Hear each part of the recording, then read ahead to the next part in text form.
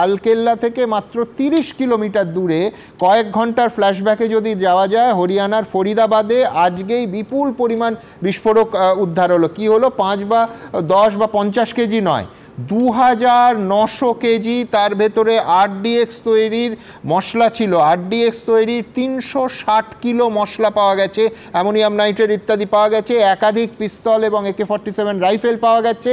3 জন চিকিৎসক সহ 8 জনকে গ্রেফতার করা হয়েছে আজকেই।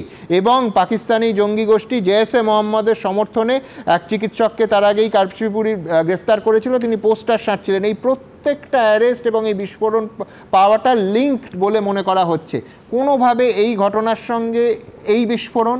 এবং কেন মুম্বাইতে হাই অ্যালার্ট জারি করা হয়েছে তার কারণ সিরিয়াল ব্লাস্টের আশঙ্কাও উড়িয়ে দেওয়া যাচ্ছে না। তো কোথায় কোথায় এই মুহূর্তে দেশের সুরক্ষা দাঁড়িয়ে আছে? দেখুন, কোন সংগঠন করেছে, কেন করেছে, তদন্ত করলে এগুলো নিঃসন্দেহে বেরিয়ে আসবে। কিন্তু সর্বপ্রথম আমাদের যেটা দেখতে হবে যে আমাদের দেশের রাজধানীর বুকে 15ই আগস্ট যে লালকেল্লা থেকে প্রধানমন্ত্রী জাতীয় পতাকা তোলেন তার কাছাকাছি এরকম একটা বিস্ফোরণ হয়েছে।